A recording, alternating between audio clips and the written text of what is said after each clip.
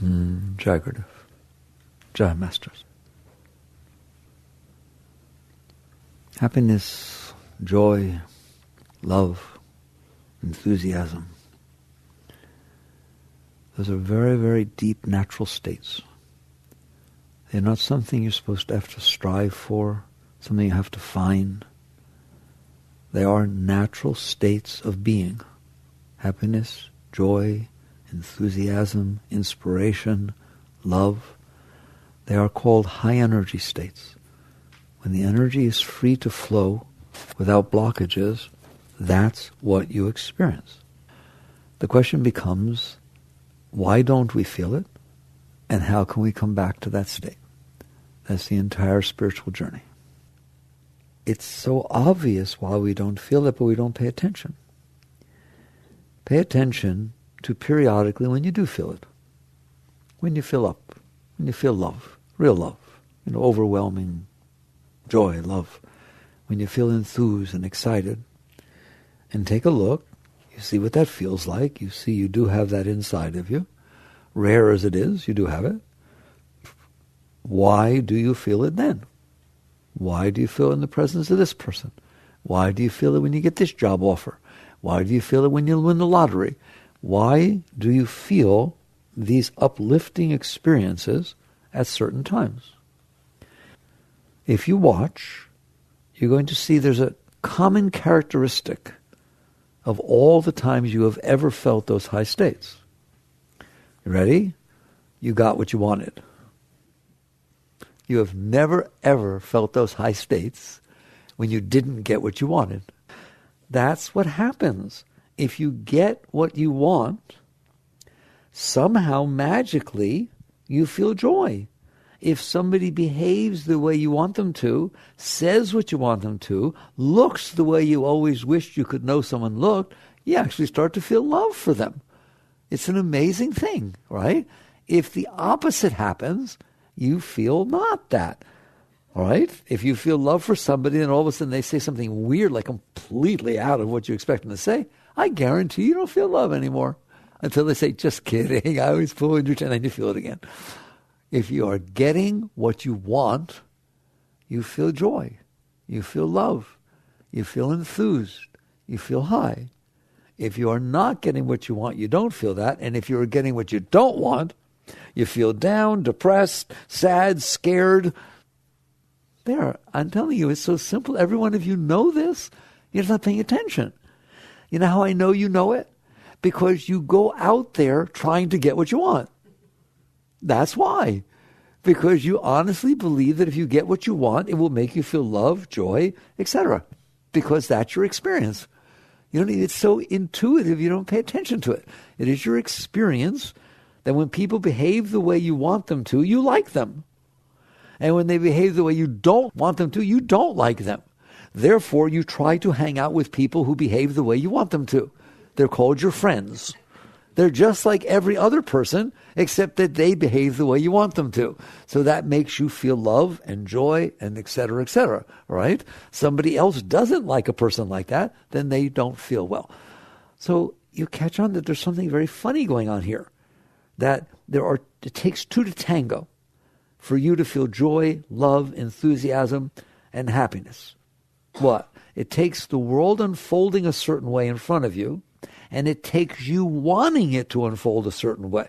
The combination of how you want it to be, what you like and what you don't like, combined with the actual experience of what's taking place, the merger of those two things determine how you feel. It's not that a given thing determines how you feel. It is that you're predetermined in your mind about what you like and what you don't like. Then when something unfolds that way, all of a sudden you feel it. All right. Yoga is the science of that very basic thing I just talked to you about. Why is that happening? Not what do I do about it. Yoga never would say to you, okay, now I know what I want and I know what will make me happy. How do I get it? That is the opposite of yoga. That is the opposite of spiritual growth. It is not about getting what you want. It is not about limiting your joy and your happiness to events happening the way you want them to. Because right now that's how it is, right? You have a way you want it to be. You have a way you don't want it to be. And your entire state is dependent upon whether the world in front of you unfolds the way you want or the way you don't want, or completely neutral, you're bored to death. You're either really excited, freaked out, or bored to death. And it has absolutely nothing to do with what's unfolding in front of you. Because the same thing could unfold in front of somebody else, they have a totally different reaction. In fact, the same thing unfolded in front of you an hour ago, you had a totally different reaction. Because you didn't know something you knew, somebody told you something, changed your mind, et cetera, et cetera. All right? So you wake up and you realize, this is what's going on. I've spent my entire life trying to get what I want and avoid what I don't want. I always tell everybody, it obviously doesn't work. What doesn't? Spending your entire life trying to get what you want or avoid what you don't want. Why? If you are still doing the same thing year after year after year after year, maybe it doesn't work. Your entire life, since you were a baby, you tried to get the toy you wanted, to get mommy over here, every single thing, and you've done it all through junior high and elementary and high school and college and everything else. Every day of your life, you've tried to get it the way you want and avoid what you don't want. The very fact that you've tried as hard as you can every day of your life and you're still doing it tells you what? Something's wrong. Doesn't seem to be working too good. Because I guarantee you, you're trying just as hard today to get everything the way you want and make sure it doesn't be the way you don't want as you did yesterday, the day before, and last year. So what you will see and what you will find out if you watch this is when the world unfolds the way that your mind has decided will work for you, your mind actually opens up. It stops complaining. It stops saying nobody likes you. When somebody's sitting there telling you they love you, your mind's not saying no one could ever love you, right? Then someone's standing in front of you saying it. The mind is actually stunned. It doesn't know what to say, right? It doesn't know what to say, so it stops saying that, right? How am I going to pay the mortgage? How am I going to do this? And all of a sudden somebody says, oh, you just inherited $100,000. Your mind stops saying, how do I pay the mortgage? It stops saying, what will I do about money? It stops being negative. When you are getting what you think you want, your mind thinks things will be okay.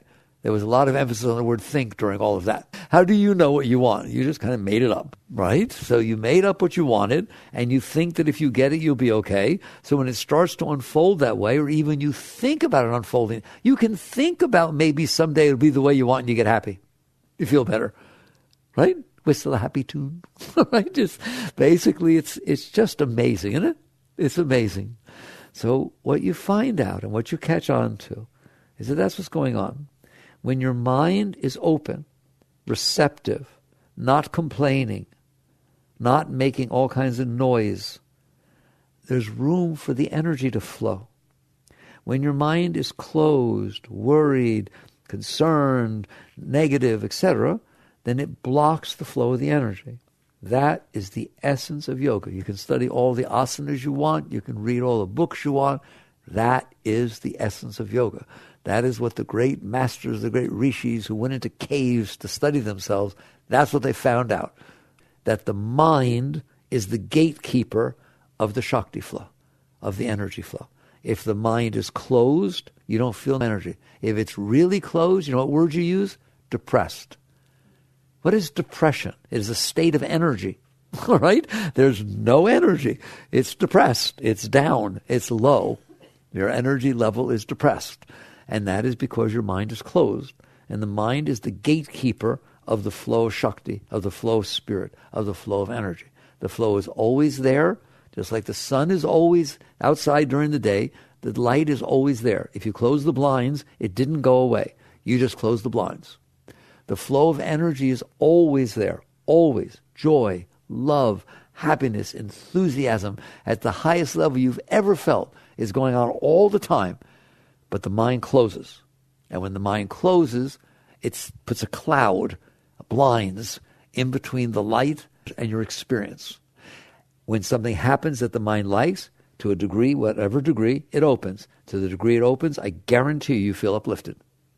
You could go to a movie and then change the state of your being. You're all depressed, you're not feeling good. You sit down, you watch a movie for 2 hours, all of a sudden you feel wonderful. Why? Because your mind stopped complaining. Your mind, that's why we want to be entertained. That's what the entire entertainment industry is. Get me out of myself. I need a vacation from myself. My mind is causing so much trouble that I'm closed and I don't feel life. I don't feel enthused. I don't feel, love. And so you go there and you do something that takes your mind off yourself, another person, go on a vacation, watch a movie, and you get reinvigorated, right? That's ridiculous. I'm telling you right now, you don't need another person. You don't need a vacation, ever, ever. All you need is to stop closing your mind. If you stop closing your mind, really stop, learn to do that, and keep the blinds open, you will always feel uplifting, enthused. Doesn't mean you can't take a vacation, but you don't need it. You understand that? You're on a constant vacation. People look at you, how could you worked 8 hours today. How can you be so filled with energy? You worked 12 hours or something like that, right? Don't you get tired? No. Master used to say, energy can't get tired. Energy can't get tired. Your energy. That's what you are. It can get blocked, but it can't get tired. If energy's present, it ain't tired. It's filled with enthusiasm and rock and roll. It's going, all right? A musician can be in a bad mood, blummed out, bad things, and put on a record or pick up a guitar, and within 15 seconds, they're open, they're enthused, they're passionate. Do you understand that? You lose yourself in the music. That's exactly right. You're no longer hanging out with a negative mind that is blocking your energy flow, and all of a sudden, passion's coming up and you're feeling turned on. Do you understand that? Right? It is your mind. This is what I want to get across to you. It is your mind that is blocking the flow of your energy. If the mind stops doing that, there is tremendous power and energy inside of you. That's why there's so much emphasis on working with your mind. If you learn to work with your mind, and that's what I'm going to talk to you about. You learn to work with your mind, all right? You're going to start feeling some real juice. You will all of a sudden realize there's all this energy flowing inside of me. It's beautiful. It's everything I ever looked for. And at some point, it could take years, I don't care, the question is going to rise up to you. Where's this coming from? I feel this energy. Where's it coming from? What's the source of this energy flow? And that's what meditation is, seeking the source of that ecstasy. And you follow that back, and you'll know what Buddha talked about, you'll know what Christ talked about, you'll know what Muhammad talked about. You will find out that there is a source of energy. I told you, in the Sanskrit and the Hindu tradition, when you get back to the Upanishads and so on, a name for God is Satchidananda, eternal conscious ecstasy. Christ had a different name for it, heaven, nirvana, Buddha called it. All the same thing. There is within you this infinite flow of ecstasy, and it flows down and feeds you. Back behind, once the mind is open. But it's all just talk until you learn to open your mind. If the mind is closed, and you know what that means, right? Your heart and your mind, they can get closed, can't they? When they are closed, it is like damming up your energy flow. And so you can't feel your energy. So you have two choices. Either go out there and try to get what the mind wants so that you can feel some openness, but it's not going to stay that way. The world keeps changing. Every single second, there's something different in front of you. There's not a single second that there's not something different in front of you. Well, then how are you going to get what you want?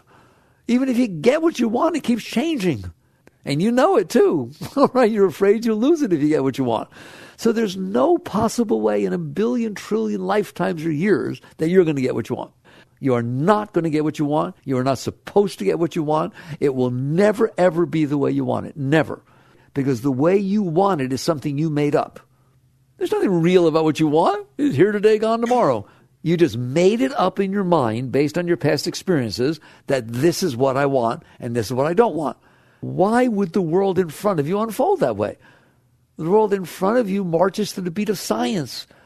You know, it's based upon the quantum field emanating subatomic particles. It's based upon meteorology. It's based upon chemistry. It's based upon genetics. It's based upon the DNA model, isn't it? Every single thing out there is what science is studying. There's not a single science course you ever took that said the moment in front of you is the way it is because of what you want. No, Aristotle didn't say it, Plato didn't say it, Einstein didn't say it. Not a single thing is going to say that. The world in front of you is the way it is because of the forces that cause it to be that way. Your height is the height that it is because of the genetics of your grandmother and your grandfather, blah, blah, blah. It's raining today because of the low pressure zones, El Nino and La Nina. Every single thing is the way it is for a perfectly good reason. Not what you want, but it's a perfectly good reason. Everything. If you get sick, there's a reason you got sick. They may never find it. They don't know what it is, right? But there's a reason, I guarantee you. You live in a world of cause and effect. The world out there is caused by the causes that made it be the way it is. You may not know them, right? It may take forever to figure them out, but we've done a pretty good job figuring them out so far, haven't we? I'm shocked how simple they got it. But you just go out and search for what's called the standard model. You'll find it's just a tiny little picture on the web. It's what every scientist, every physicist all over the world, the Chinese, the Russians, the Americans, everybody, agrees upon the standard model, what we know so far, that there is a quantum field of energy underneath, and it is emanating quarks, leptons, and bosons. You don't need to know their names, but there's quarks, leptons, and bosons, and the bosons carry what's called the four fundamental forces: electromagnetism, gravity, strong nuclear, and weak nuclear. I just explained the entire universe to you. That's ridiculous. It's neat, isn't it? They have it down to that level, that's the only variables there are. That is what's happening. Let those things interact with each other. Take an up quark and a down quark and a strong nuclear and you make an atom. I don't know. It's just from then on, it all happens by itself and it creates the universe. What has that got to do with what you want? Well, you hung up on the bosons or the quarks? No, you don't even know what they are. None of it has anything to do with what you want. The only thing that has to do with what you want and what you don't want is your happiness. You made up in your mind a system of what you want and what you don't want. And the world goes about its business unfolding, and it either makes you happy or makes you sad. You did that. And you're not going to get it the way you want. How could you? You'd have to go down to the quantum level and mess around with the strength of the electromagnetic force or something. I don't know what you got to do. I don't even want to think about it. And please don't do it. So basically, the problem is not the way the world is unfolding. It seems like a problem because it's not what you want, or it's doing what you don't want. You did that. Whose teachings are these? Buddha's. All of life is suffering. First noble truth. You're all freaking out. I don't give you rich, poor, male, female, young or old. You're having trouble. This is why. Second noble truth. The cause of all suffering is desire. Let's reword it. The cause of all suffering is preference. Let's reword it. The cause of all suffering is setting aside what you like from what you dislike. That's the third Zen patriarch. The cause of suffering is setting aside what you like from what you dislike. Sound familiar? In other words, having a way you want it to be. What is a desire? Having a way you want it to be. You live in there. All you have to do is decide. I'm telling you, if you could accept every single thing in the universe except one thing, you'd be miserable. Because you'd be looking for that thing or afraid of that thing. And it would ruin your life. One thing. I'm fine with everything except rattlesnakes. I can't go outside. I can't hang out with somebody that likes rattlesnakes. My whole life is determined by that one thing that I either like or don't like. That's what I don't like. I like butterflies. I love when butterflies come and land on me 2 at a time when other people are watching. Well, what's the probability? How often is that going to happen? Well, then you're going to look around and wait for butterflies. You're going to go someplace and be disappointed because the butterflies didn't come. All of life is suffering. The cause of suffering is having a way you want things to be. That's what a desire is. And Buddha's third noble truth was phenomenal, but nobody will listen. To end all suffering, stop it. Well, he said to end all suffering, end desire. In other words, if you don't have a way you want it to be, you will be fine with the way it is. If you don't have a way you don't want it to be, there will be no more fear. There'll be no more anxiety. He was right, wasn't he? He went out there and found the cause of suffering. First noble truth, all life is suffering. Second noble truth, the cause of suffering is desire. Third noble truth, to end suffering, end desire. Fourth noble truth, the eightfold path of how to stop it. How to work with your mind. How to get past this. All right? But in our world, it's much simpler. You just wake up and you realize, I want to feel joy, I want to feel love, I want to feel enthusiasm, I want to feel excitement. I can't because I said I can't. I told myself, I don't like this job. I don't like this job. They're not giving me enough money. They're not paying me enough to do what I'm doing. And I don't like it anyways. I'd rather be doing something else. Then I am telling you, you're going to be miserable at that job. And I'm telling you, it's not the job, it's you. That's the problem. The problem is that people think that somehow the outside world is supposed to match what's going on in their mind, and that's what's supposed to make them feel happy. And if you love somebody and it's working for you, then all of a sudden they go through some changes or you go through some changes, and all of a sudden you're not feeling that kind of love. It's their fault. And we are ruining our lives and the life of everyone around us. And there is nothing spiritual about that. Nothing. It is the opposite direction. But I'm seeking joy. I want to be happier. I shouldn't stay in the same job or the same person. You're caught in your mind. You're buying into the wrong part of your being.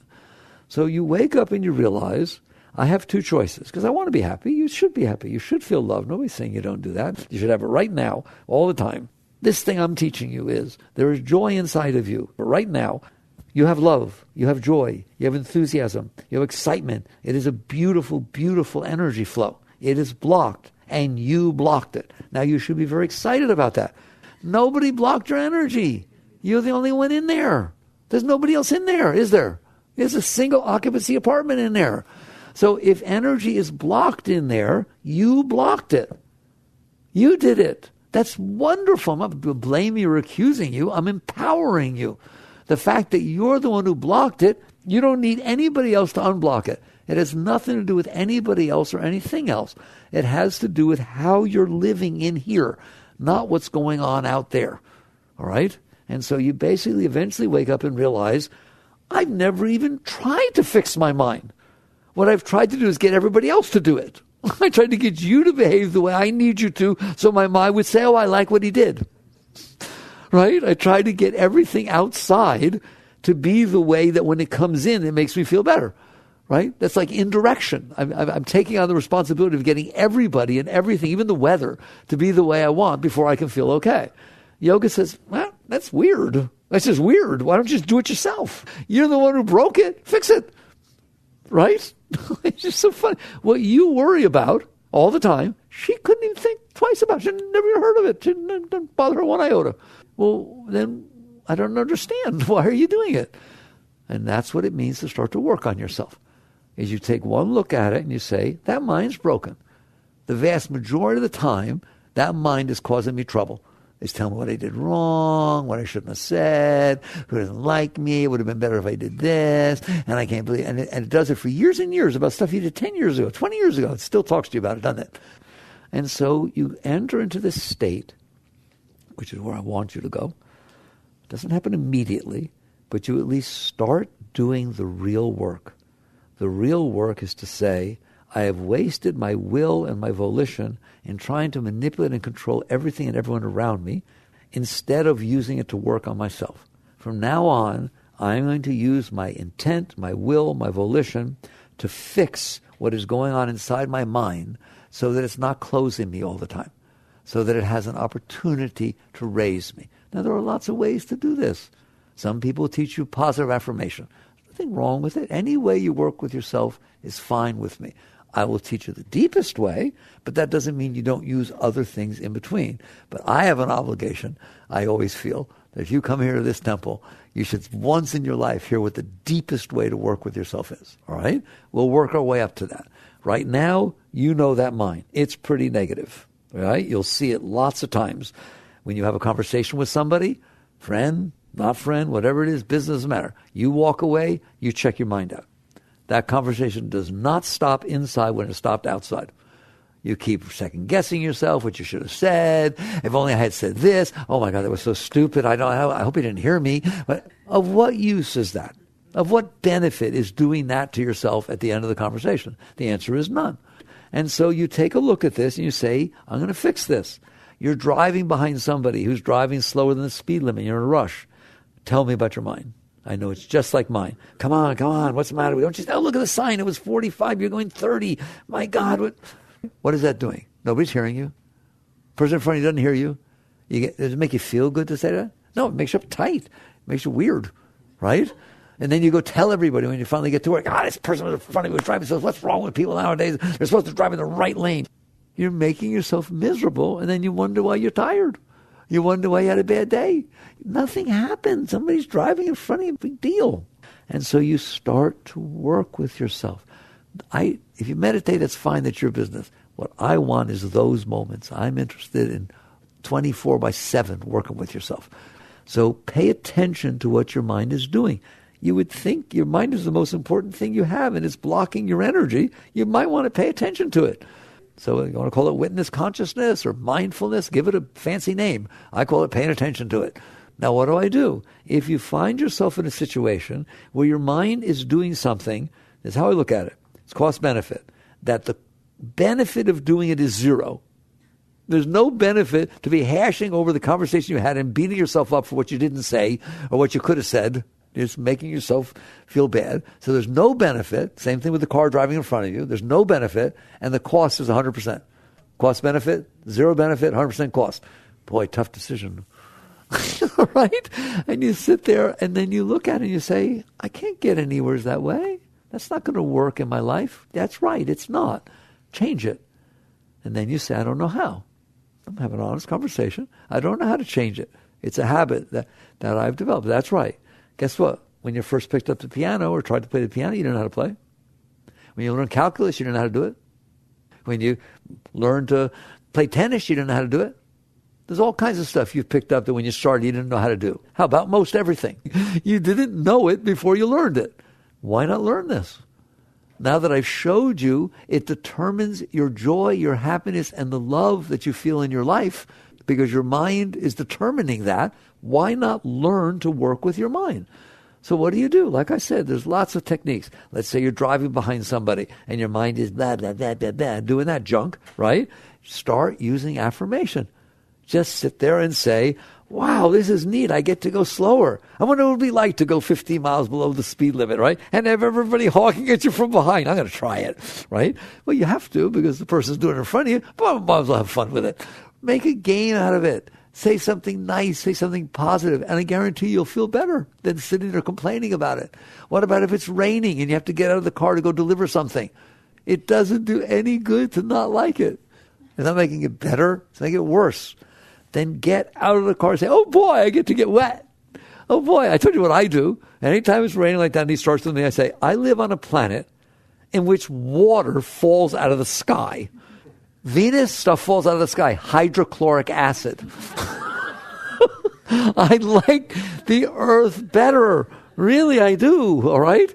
And there's nothing wrong with using positive affirmation to raise your thoughts. At least you're using your will to fix what's wrong. At least you're doing it yourself. You're working on yourself. You're raising yourself. That is a gift to yourself. It is a gift to your people that are close to you. It is a gift to everybody. If you don't like your job, you complain about it all the time. Therefore, you make everybody else around you not like their job because you're always complaining. It's not enough money. Look what I have to do. And it's so boring anyway. But if you do like your job, God, I can't wait to get to work. This is neat. It's so exciting. Can I help you? All of a sudden, the people around you like their jobs. You become a beam of light. Make yourself that. Don't say it's not the way I am. I told you, it's like saying I don't know how to do calculus the first day you walked in class. You're not supposed to know how. You're supposed to learn. Why would you not be able to learn this? You can teach your mind anything you want. You have a brilliant mind. You understand that? Your mind figured out how to dig up metals, make a rocket ship, and fly to the moon. The human mind is brilliant. The trouble is you're not teaching it. You know what you're doing? You're trying to teach everybody else's mind to be the way you want. That's what you're doing, all right? But there's so many of them, you'll never get them all. There'll always be someone who pisses you off, all right? And so, but if you work with yourself, then you're fixed. It's over if you enjoy it. So one way to work with yourself is to watch your mind, and when it gets negative, see that there's no benefit to this and do something to raise it, to lift it up, all right? Ultimately, I told you, I would teach you the highest technique. The highest technique is, I am the one watching my mind get negative.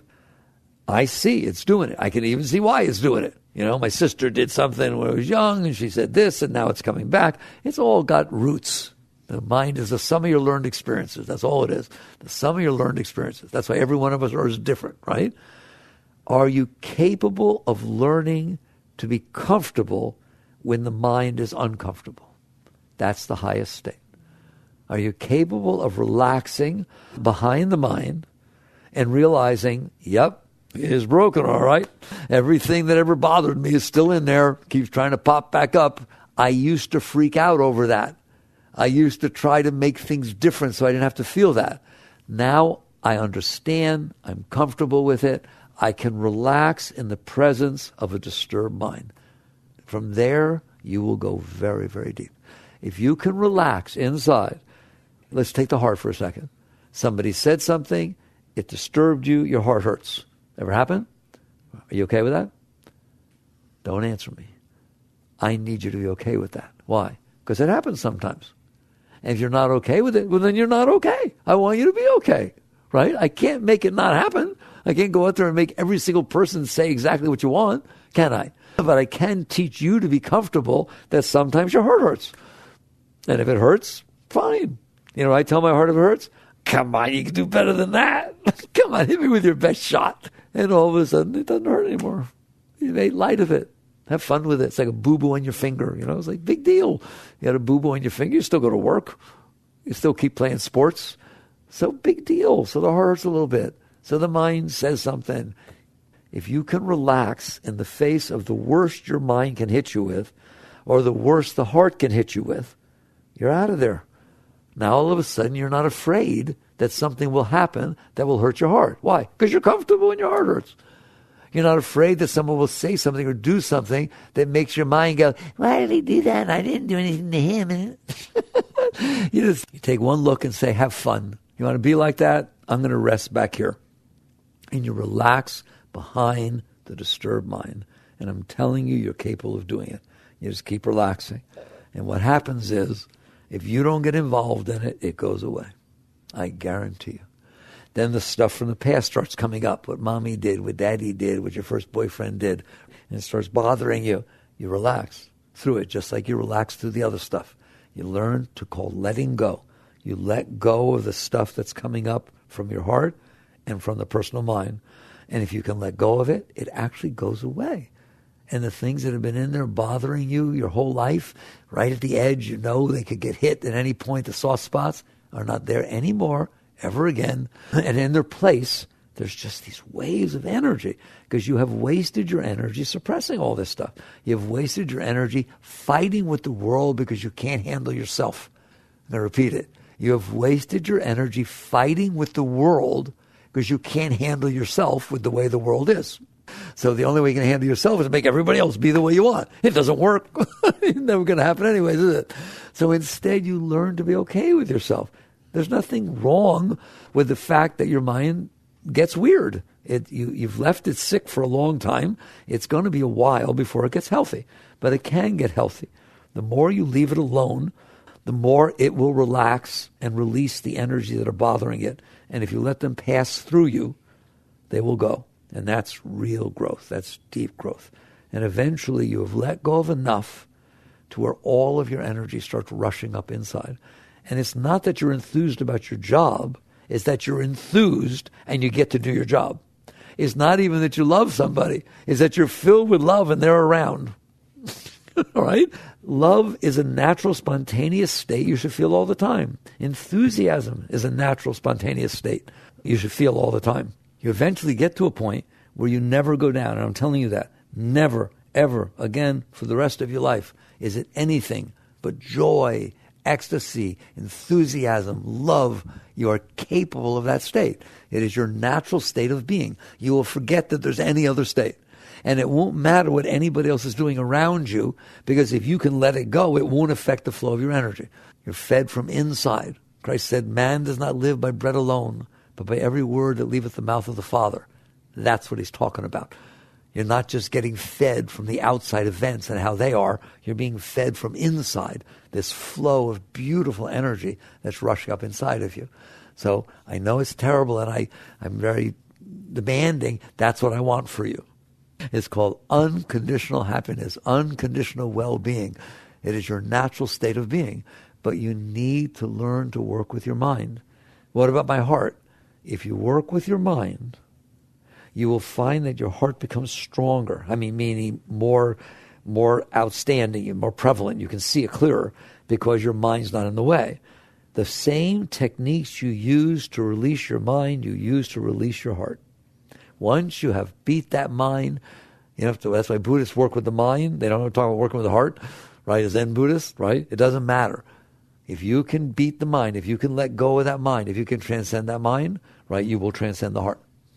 Because it's the exact same technique, the same center of your being is able to sit through what the mind is doing, and able to sit through what the heart is doing. And don't think, well, I don't want to transcend my heart, then I won't feel love. Love does not come from your heart. Love comes through your heart. The faucet in your sink does not create water. Water flows through the faucet. When your heart is open, the love which comes from deep inside of you, when your heart is open, the love flows through it. When your heart is closed, it doesn't. That's why it feels like your heart is creating the love. No, it's not. It's exactly like the faucet. That's your fourth chakra. When it's open, the love of your being flows through. When it's closed, it doesn't. All right? So if you can let go of the closing of the heart and let go of the negativity of the mind, you will come in harmony with this energy flow, Shakti, Chi, call it whatever you want. And it will lift you all the time. And then eventually what will happen is it will become so strong that you will, like I said in the beginning, you will wonder, where's it coming from? Coming from somewhere is a pretty strong flow. You start to lean back into it. Instead of leaning into your personal garbage up front, you start to lean back into the source of it. It's like following the springs back to where they're coming from, right? You just swim toward them. But this one's flowing up, so it takes you with it. And you just relax, and now you're going places. That's called the ascent. That's where the great ones went. It will start pulling you up into it, and the whole lower self just falls away. Why? Who needs it anymore? I'm already feeling everything I thought I needed you for, or anything. And then it will take you to God. It will literally take you. You'll realize you're just a stream that came from an ocean. And that's where the great masters went. That's what Christ went when he said, my Father and I are one. That's the high spiritual states. What about my life outside? People, they think, I'm afraid I don't want to let go of my life. What about my family and my kids? They're still going on. You're in a given spot in life. Here you are. You got it? It's right around you. Does life exist anywhere else? Like to your left, behind you, above you, 10 miles from here, 1,000 miles from here, every other place in the entire universe. You're not doing that, are you? Which one of you are running all that, making sure it's all working out? Nobody. Then why exactly do you think that the part in front of you will not continue manifesting and unfolding exactly the same as all the parts that are not in front of you? It will keep unfolding. There may be marriage, there may be children, there may be finance, there may be jobs. Why? They're part of life. They're not yours. They're part of life. They're part of life everywhere else. It's like you're not the creator of the universe.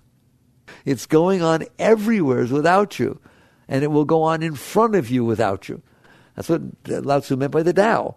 There is a natural unfolding of things. They are all tied together. And the part in front of you is no different than the part that's not in front of you. And that's the ultimate ego. No, the part in front of me is different. No, it's not. And so if you go back deep inside and feel ecstasy and joy and love, and you get pulled into it, the world will continue to unfold. The world will continue to unfold. And you will participate in the part that's unfolding in front of you. But not for the purpose of getting it the way you want, for the purpose of serving what's unfolding in front of you. You become a servant of the moments of reality that's unfolding in front of you. You have no other basis but to serve the moments that pass before you. And your life is beautiful, and everyone's life around you is beautiful. As opposed to I'm out there ripping, fighting, tearing, trying to get everything the way I want, because I can't be okay unless it's that way. Now I'm serving, I'm helping, I'm raising the moments that are unfolding in front of me. That is the spiritual journey. But notice I didn't start by talking about God. I started by talking about you want to feel joy, you want to feel love, you want to feel ecstasy, you want to feel enthusiasm. You're stopping yourself. It's always there. But you set up conditions for it. It can only be there if he likes me. It can only be there if this happens. It can only be there if that. And so you've limited your ability to tune into the beauty that's inside of you. Now you understand spirituality? You see the path? All right? That is the path. So work with yourself. Be sincere. Every moment, every second of your life, understand what you are looking for is inside of you. The kingdom is within you. That's what Christ said. I like Christ. I'm a nice Jewish yogi that likes what Christ taught. The kingdom is within you. All right. Very good. Work on these things. Jagradav.